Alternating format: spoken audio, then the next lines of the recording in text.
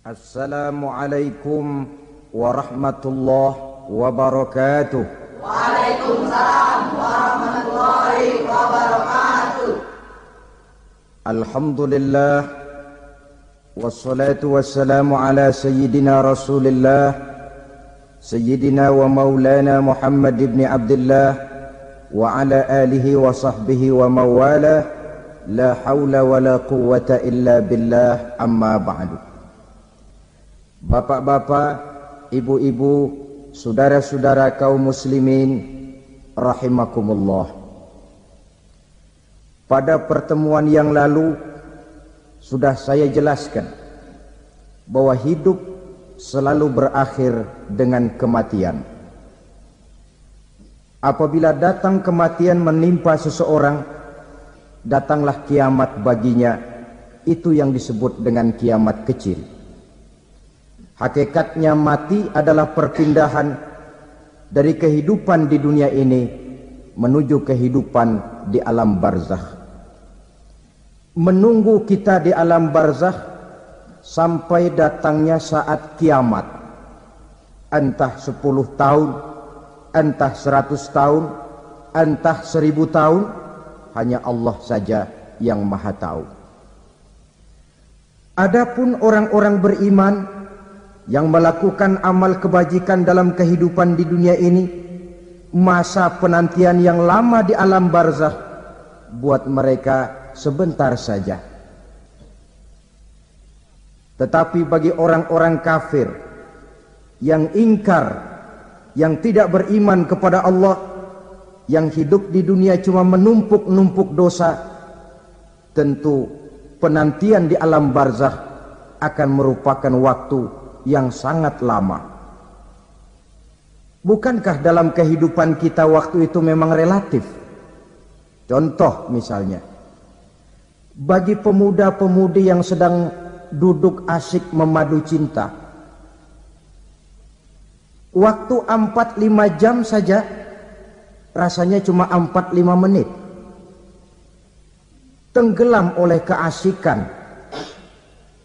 Tapi buat orang yang berbaring di rumah sakit, meratap di balik-balik apa itu tembok derita kata lagu, di balik dinding-dinding penjara, sehari bagai seminggu, seminggu rasa sebulan, sebulan boleh jadi rasa setahun. Penantian yang sangat lama. Kapan kiamat itu akan datang? Ini rahasia Allah. Jangankan kita yang orang awam, baginda Nabi sendiri tidak diberitahu oleh Allah kapan kiamat itu akan terjadi.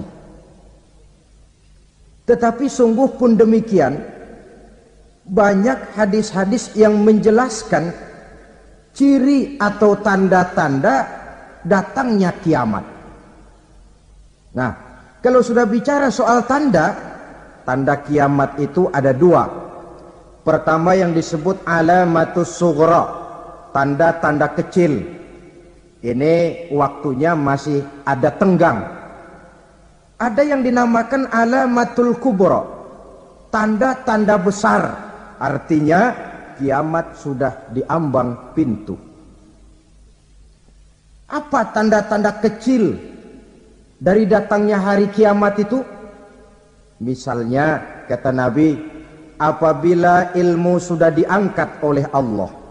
Artinya apabila ulama sudah banyak wafat, minat orang belajar agama berkurang, lalu kebodohan nampak merajalela di mana-mana, zina dikerjakan secara terbuka, minuman-minuman keras jadi kebanggaan, itu termasuk di antara tanda-tanda kecil terjadinya hari kiamat.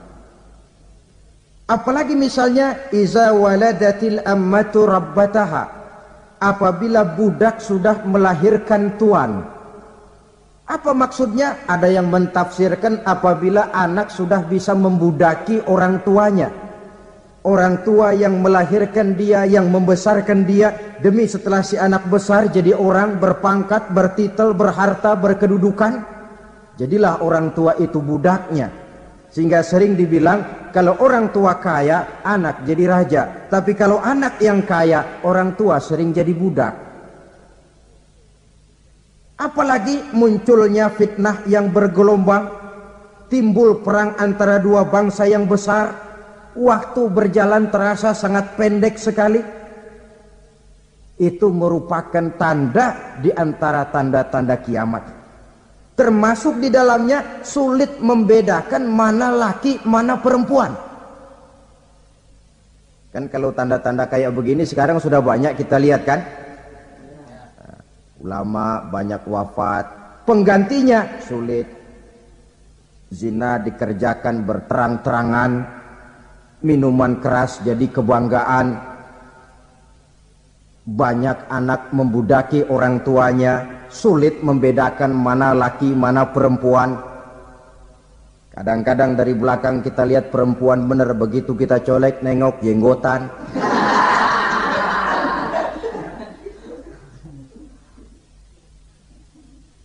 Ini termasuk tanda-tanda kecil, masih ada tenggang sampai akan terjadinya kiamat itu. Nah, yang dimaksud dengan tanda-tanda besar, ini tanda besar artinya kiamat sudah diambang pintu. Pertama, matahari terbit dari sebelah barat. Apabila matahari sudah terbit dari arah sebelah barat, tertutuplah sudah pintu taubat. Bersabda Nabi kita, la taqumus sa'atu hatta tatlu'a syamsu min maghribiha.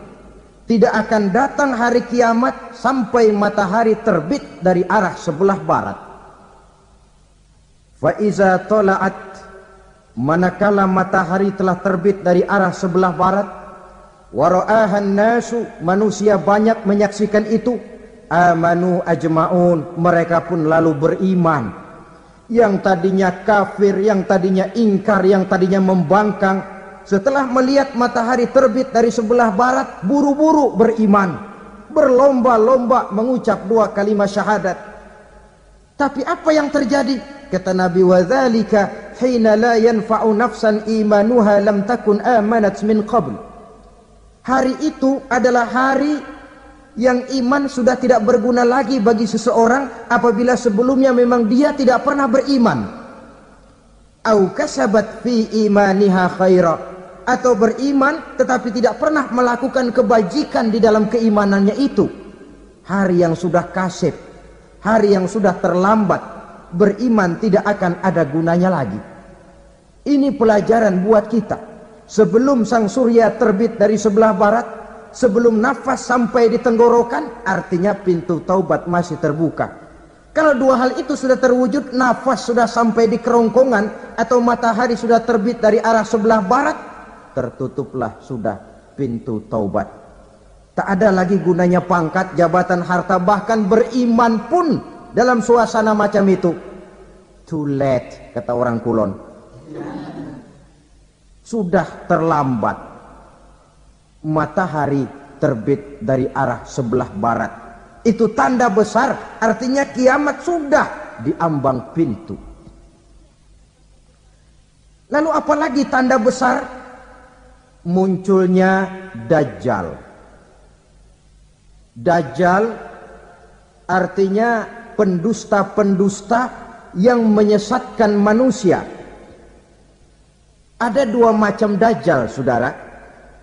Ada Dajjal kecil, ini Dajjal kelas teri. Kalau ini sejak zaman Rasulullah sudah ada itu. Tiap zaman ada. Di zaman Rasulullah misalnya ada yang bernama Aswad al-Unsi dari Yaman. Ada yang namanya Musailamah al-Kazzab dari Yamama.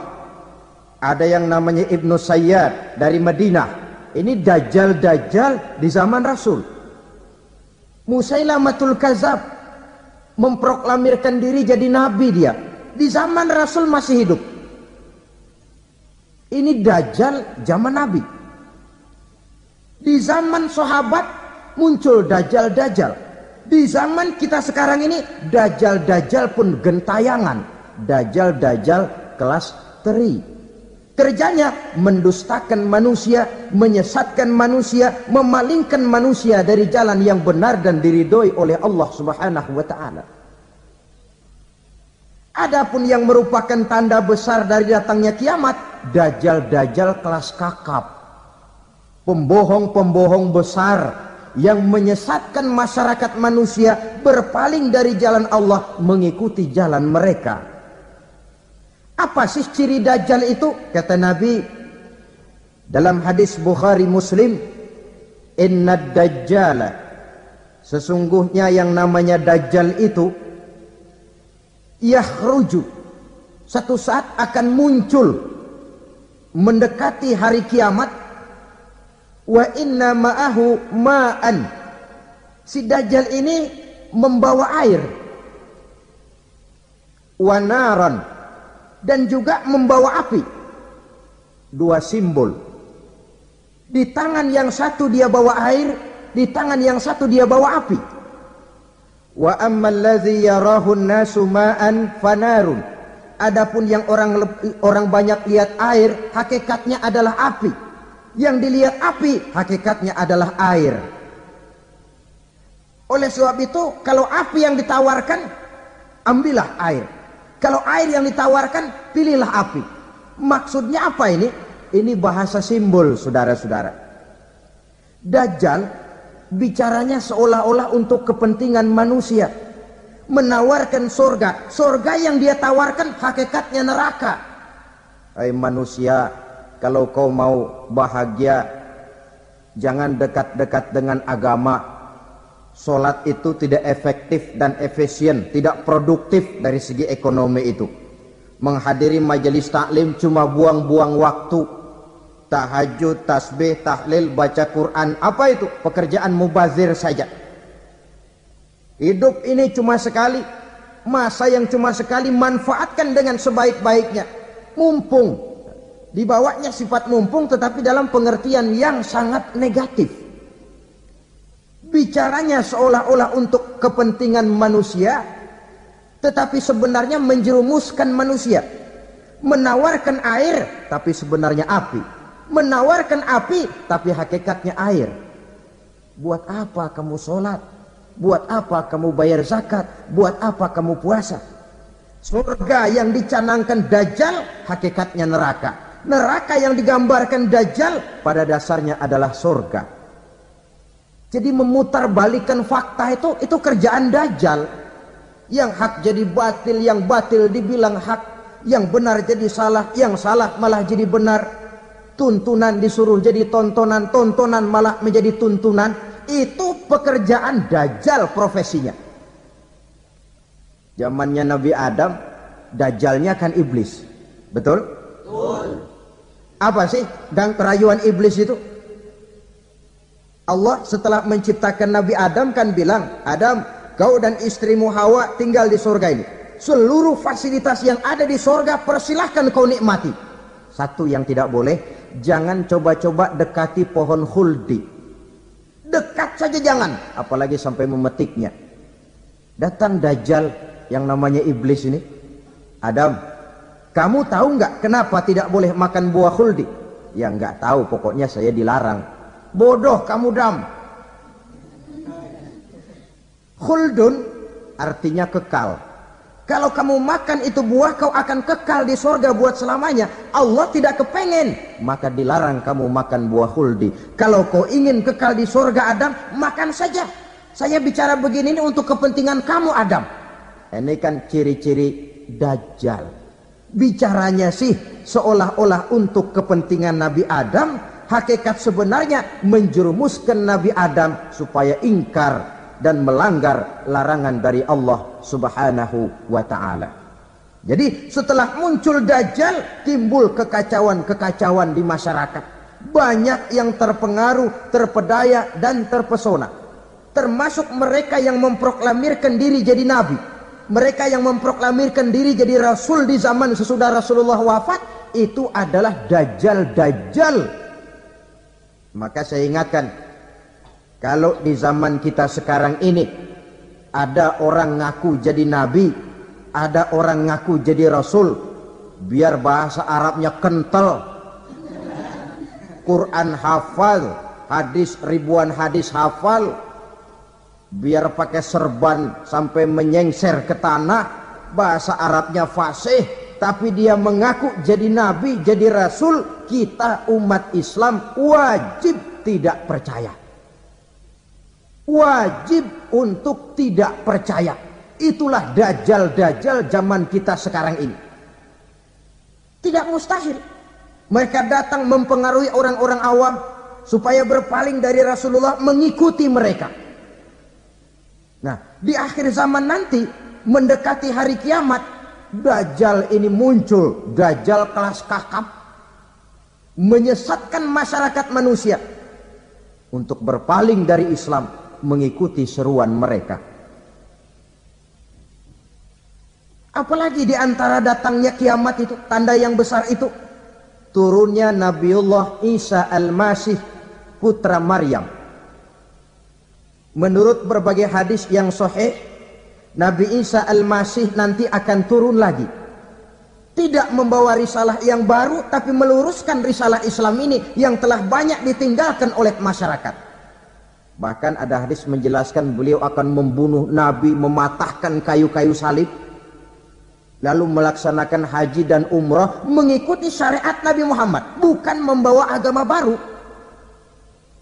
Menjadi semacam mujaddid, reformer, menyelamatkan manusia dari bisikan dajjal. Bahkan ada riwayat yang menjelaskan bahwa Nabi Isa berhasil mengalahkan dajjal, mengembalikan masyarakat manusia kembali kepada ajaran Islam yang datang dari Allah, dibawa oleh Rasulullah sallallahu alaihi wasallam. Dengan kata lain, turunnya Nabi Isa bukan sebagai nabi dan rasul baru, tetapi mengikuti syariat Nabi kita Muhammad sallallahu alaihi wasallam. Saudara hadirin, ibu-ibu hadirat yang saya hormati, kemudian apalagi di antara tanda-tanda besar akan datangnya kiamat itu? Keluarnya asap atau awan. Kata Nabi, inna min asrati sa'ah dukhanan yamla'u ma bainal masyriqi wal maghrib.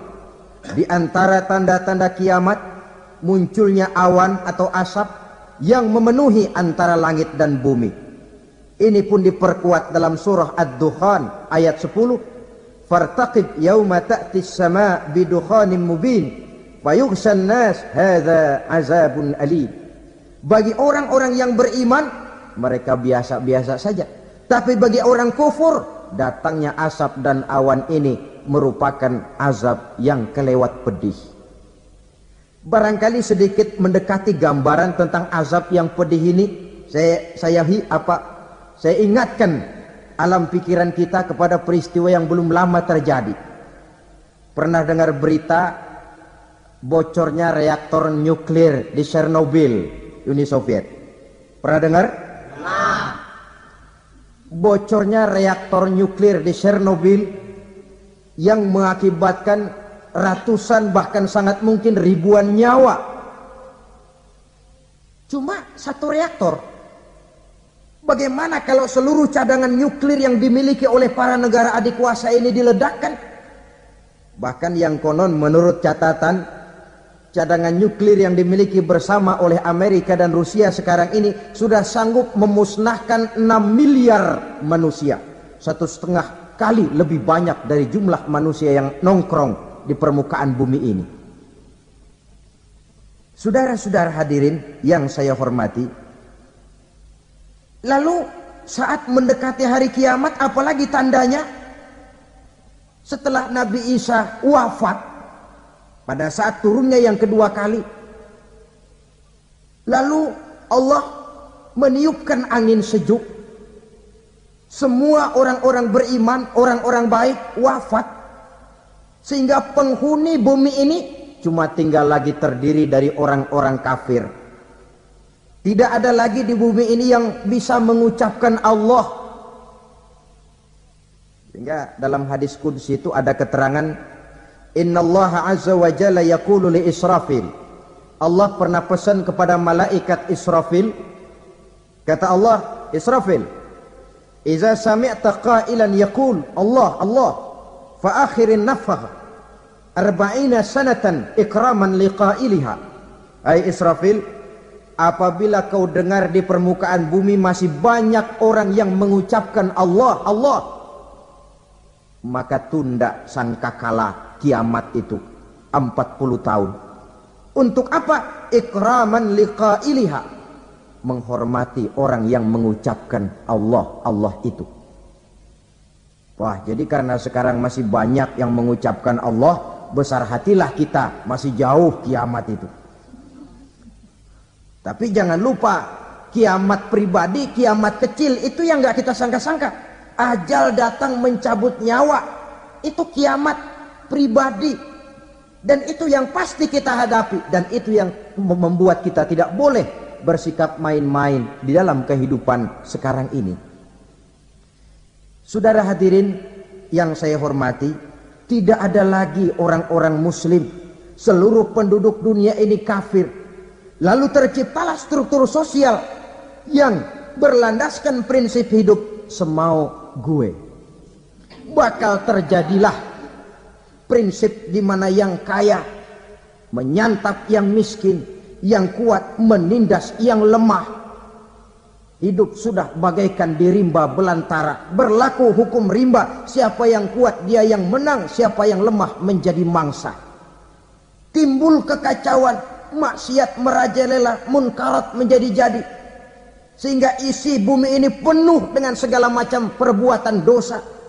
Tidak ada perlunya lagi alam diperpanjang temponya. Datang saat yang sudah dijanjikan oleh Allah Azza wa Jalla, maka terjadilah yang disebut kiamat kubra, kiamat besar, kiamat hancur-hancuran. Bagaimana kejadian ini dimulai? Dalam surah Az-Zumar ayat 68, Allah Subhanahu wa taala berfirman, "Wa nufikha fis suri fasa'iqa man fis samawati wa man fil ardi illa man syaa Allah." Maka manakala ditiuplah sangkakala, terkejutlah seluruh yang ada di langit dan seluruh yang ada di bumi. Bila saat kiamat datang, Allah perintah malaikat Israfil, Israfil, tiup sangkakalamu. Ditiuplah sangkakala oleh malaikat Israfil. Yang akibat daripada tiupan itu, seluruh yang ada di langit, seluruh yang ada di permukaan bumi terkejut. Yang ada di langit siapa? Malaikat kan. Bayangin aja kalau malaikat kaget, apalagi kita. Terkejut seluruh makhluk yang ada di bumi, yang ada di langit mendengar suara sangkakala itu. Bunyinya tidak sanggup kita bayangkan dahsyatnya. Ledakan nuklir, ledakan neutron, belum apa-apa ketimbang bunyi sangkakala malaikat Israfil ini. Nah, lalu mendengar bunyi sangkakala ini, gemparlah makhluk, kacaulah alam.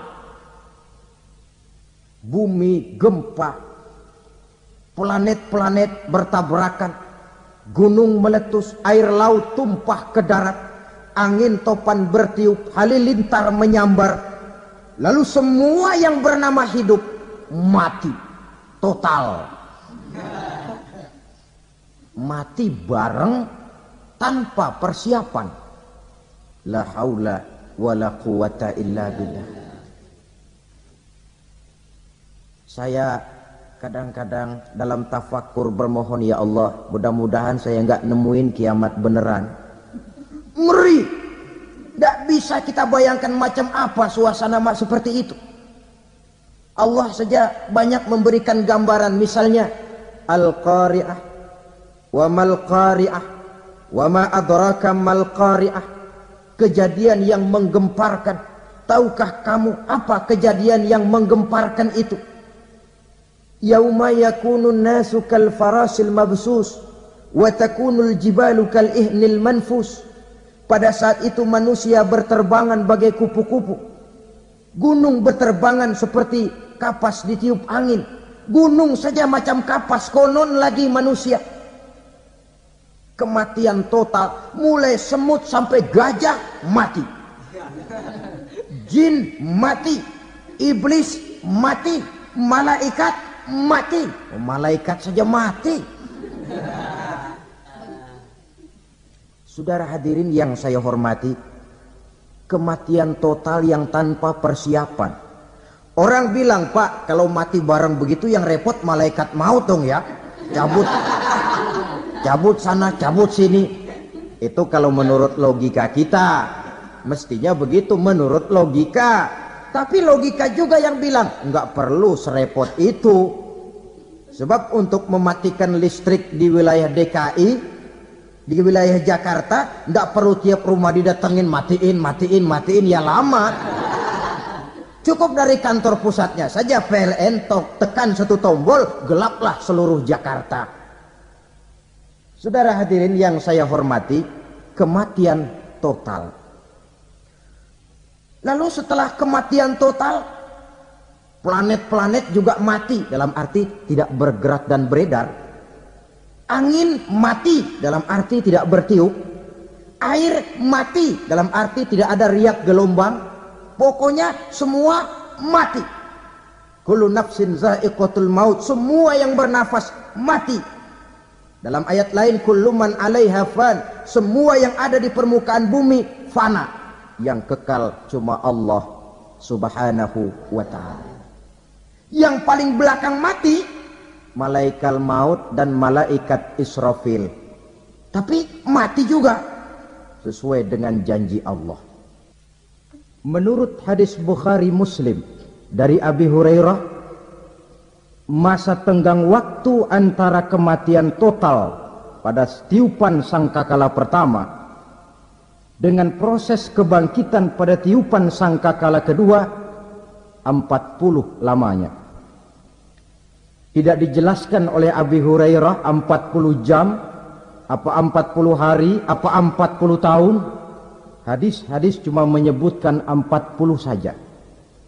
Sunyi alam, yang tinggal cuma Allah saja lagi. Ketika itu Allah berseru-seru, katanya, limanil mulkul yauma, siapa para penguasa hari ini? Mana itu raja-raja dan penguasa yang dulu mengaku jadi Tuhan? Fir'aun. Mana Fir'aun sekarang? Yang dulu jadi raja, merasa berhasil, sombong, lalu tidak mau turun-turun dari kekuasaannya, sampai kepada puncak kekurang ajarannya mengangkat diri jadi Tuhan. Mana itu Fir'aun? Namrus. Mana sekarang Namrus? La ilaha illa ana.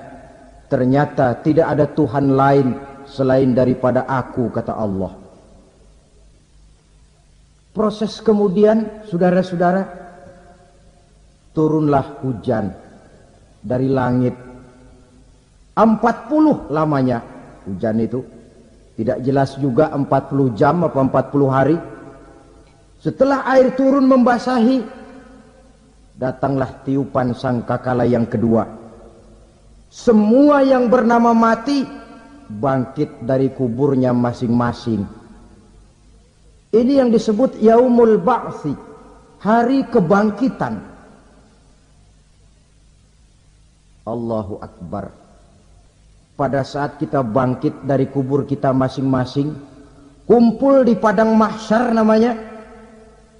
Bayangin aja, saya sendiri nggak sanggup bayangin. Manusia sejak zaman Adam sampai zaman kiamat kumpul bareng di tempat sama. Berapa banyaknya itu?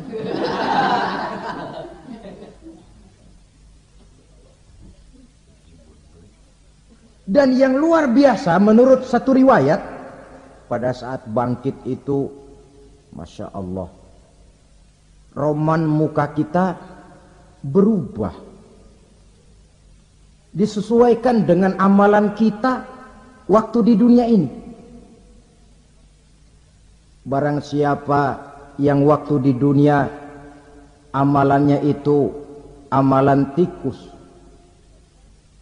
di akhirat nanti dia bangkit dari kubur, mukanya seperti muka tikus. Gagah betul badannya, tapi mukanya seperti tikus.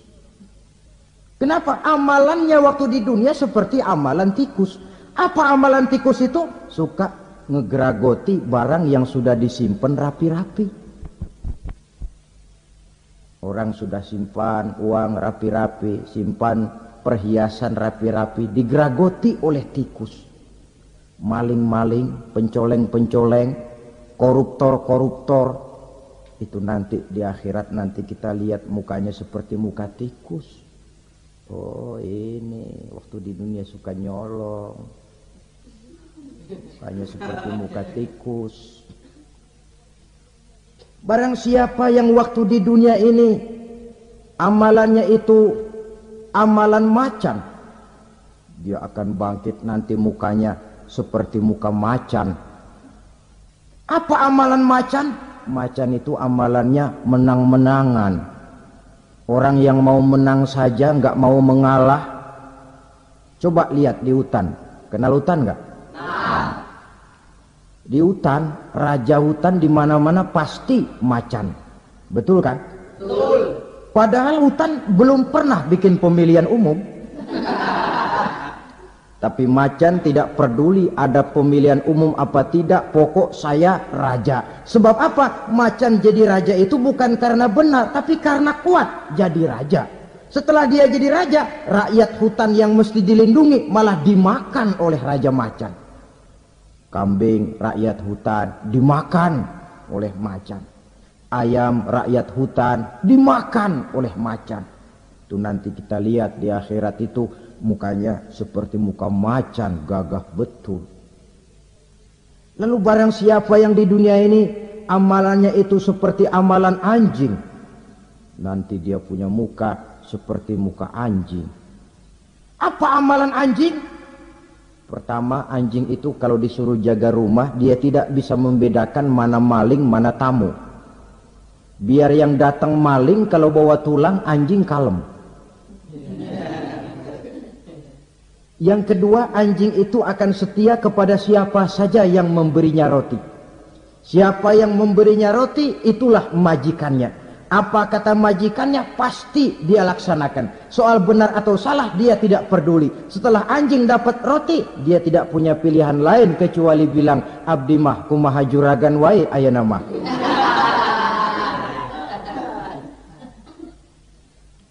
Saudara hadirin yang saya hormati, berkumpul di padang mahsyar, tiap orang sibuk dengan persoalannya masing-masing. Matahari waktu itu didekatkan oleh Allah, panas luar biasa. Ada yang saking panasnya itu mencucurkan peluh keringat sampai sebatas mata kakinya.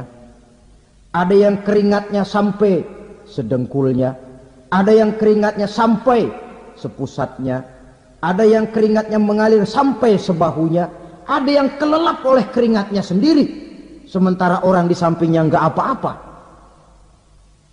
Bergantung lagi amalan dia waktu di dunia ini.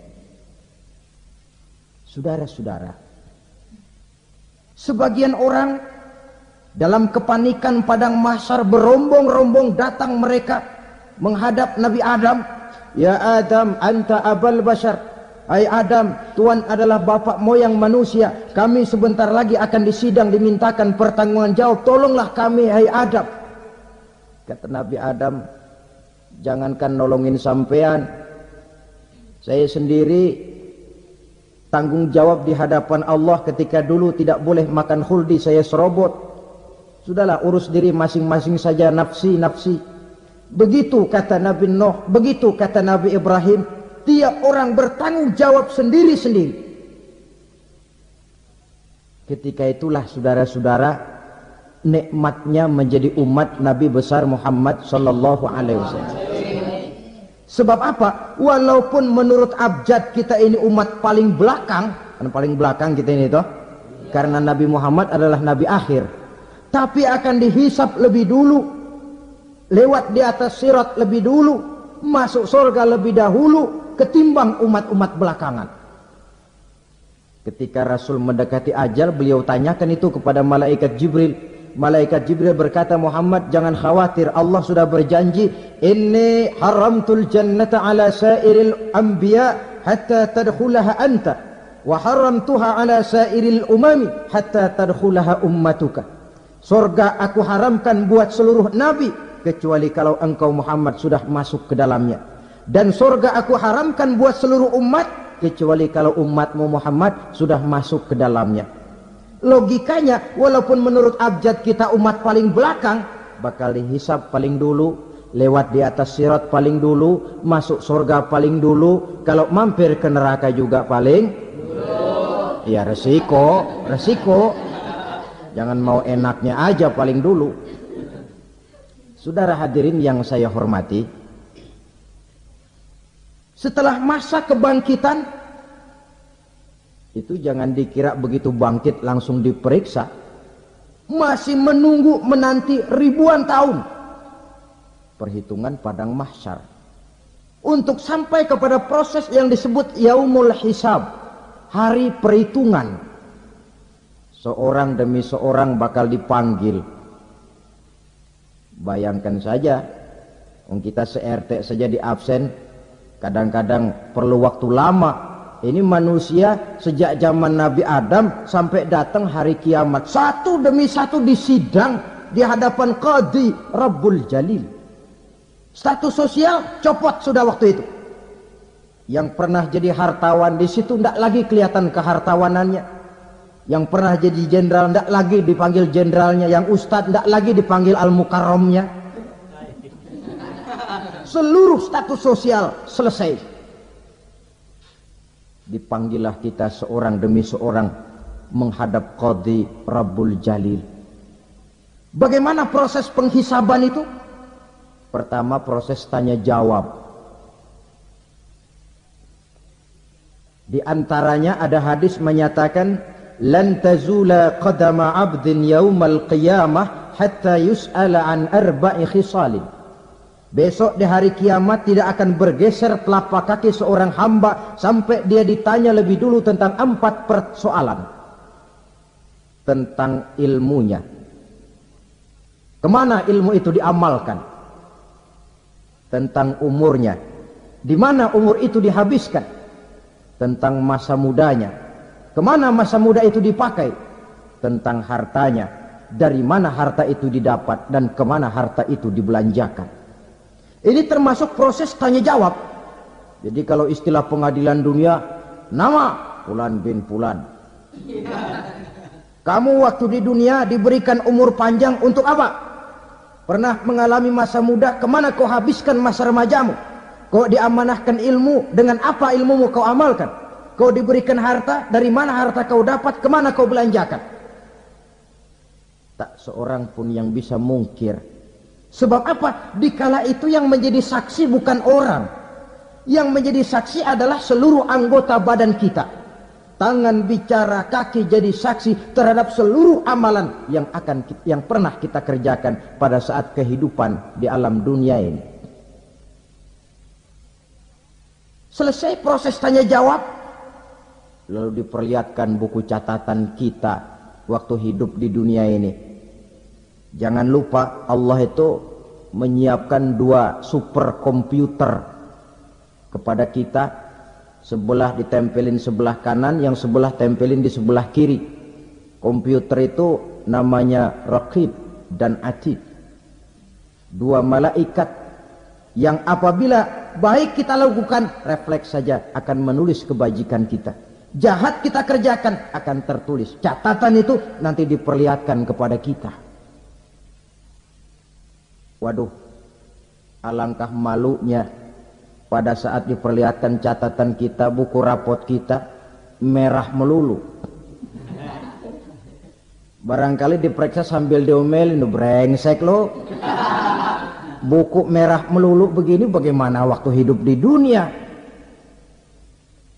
Tidak cukup diperlihatkan buku catatan kehidupan, rekaman kehidupan.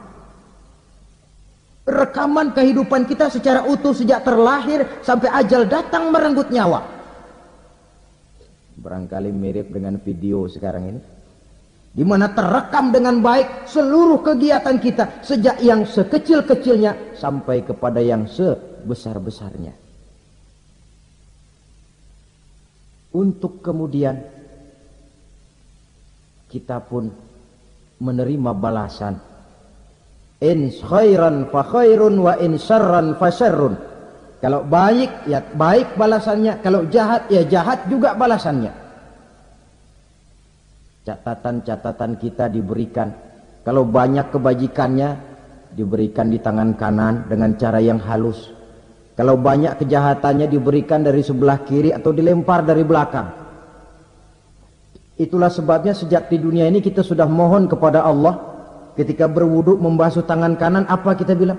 Allahumma a'tini kitabi biyamini wa hasibni hisaban yasira. Ya Allah, berikan saya kitab di tangan kanan, dan kalau saya memang perlu dihisab, hisablah saya yang seringan-ringannya. Tangan kiri berlindung kita kepada Allah, jangan sampai diberikan kitab di tangan kiri atau dari arah sebelah belakang. Wa a'udzubika an tu'tiya kitabi bishimali aw min wara'i zuhri, dari arah sebelah belakang. Na'udzubillah min dzalik. Setelah selesai lewat proses penghisaban, lewat mizan, timbangan, maka yang sudah selesai dihisab itu bergeraklah menuju sirat, jembatan yang terbentang menuju surga melalui neraka.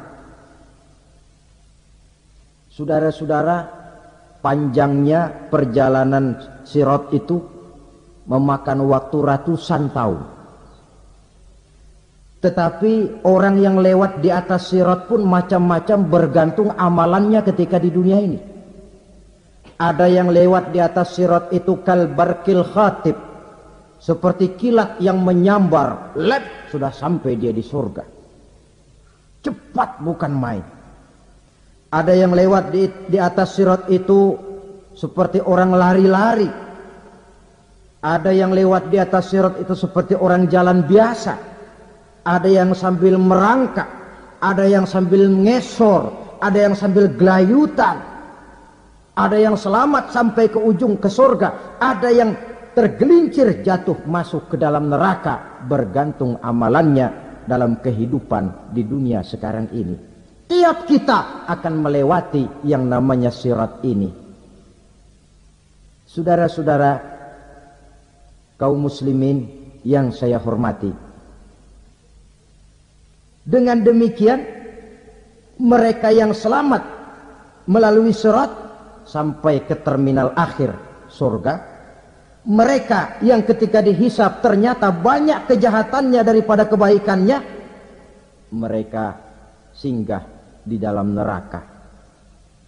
Nah, adapun orang-orang yang beriman menurut ayat Quran dan hadis Nabi itu nanti ada bermacam-macam.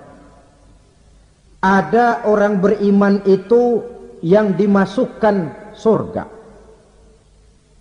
Ada orang beriman itu yang dimasukkan ke dalam surga. Ada orang beriman itu yang disebut penduduk surga.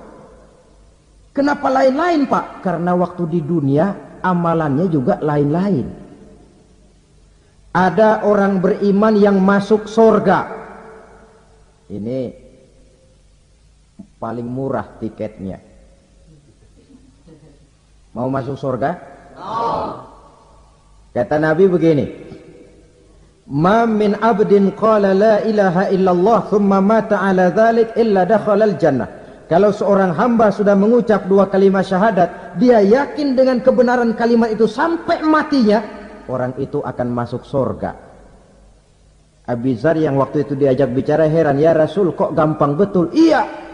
Walaupun orang itu mencuri, iya. Walaupun orang itu berzina, iya. Biar dia mencuri, biar dia berzina, kalau dia sudah mengucap dua kalimat syahadat, dia yakin dengan kebenaran kalimat itu sampai matinya, itu orang akan masuk surga.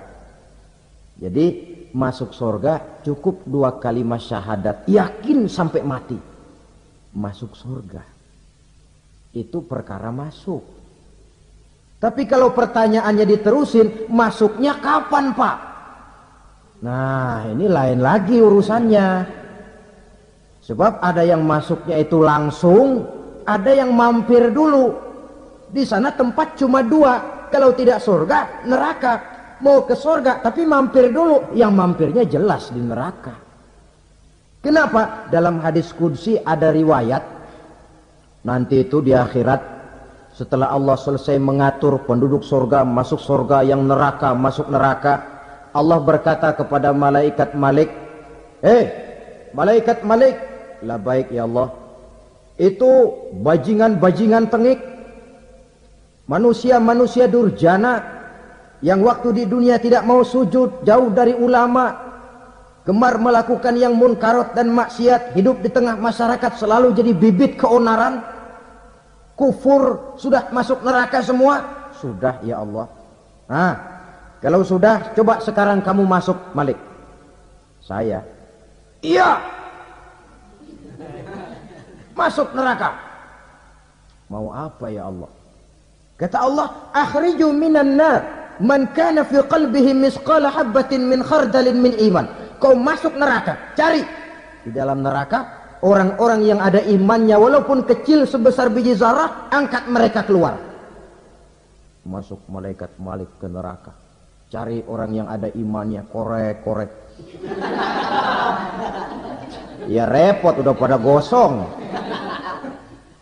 Yang ada imannya diangkat ke atas, yang ada imannya diangkat ke atas, lalu dimandikan di Nahrul Hayat, namanya sungai kehidupan di akhirat nanti. Cakep lagi rupanya, bersih lagi wajahnya, apel di hadapan Allah. Kata Allah, bagaimana mas? Kapok nggak sampean? Kapok ya Allah. Nah, kalau kapok, idhab fadkhulil jannah, pergi masuk surga sana. Berangkat mereka ke surga, ketemu sama teman-temannya yang udah sampai lebih dulu, yang nggak pakai mampir lagi. Terjadi dialog. Kata teman-temannya yang udah pada nyampe duluan, mas, iya, emang baru sampai? Saya baru sampai. Memang mampir di mana dulu mas? Kita sudah lama sampai di surga. Saudara buka surah Al-Muddatsir ayat 34-35. Masalakakum fis saqar? Kenapa kamu mampir di neraka Saqar? Qalu lam naku minal musallin. Mereka menjawab, kami mampir di neraka Saqar mas, gara-gara dulunya kami waktu di dunia tidak pernah sholat. Tidak pernah sholat? Tidak pernah. Karena rumahnya dekat masjid. Cuma dekat doang mas. Sholat mah enggak saya. Nggak pernah ngasih makan fakir miskin, nggak pernah hadir di majelis taklim, pendeknya nggak pernah melakukan kebajikan, maka saya pun mampir di neraka Saqar. Untung betul saya punya iman mas, sedikit. Waktu hidup di dunia dulu saya pernah mengucap 2 kalimat syahadat, sekali-kalinya waktu mau kawin. Masya Allah. Untung saja kawin, kalau nggak kawin polos.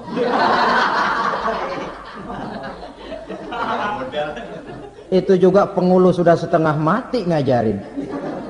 Asyhadu alla, asyaduaan, asyaduaan.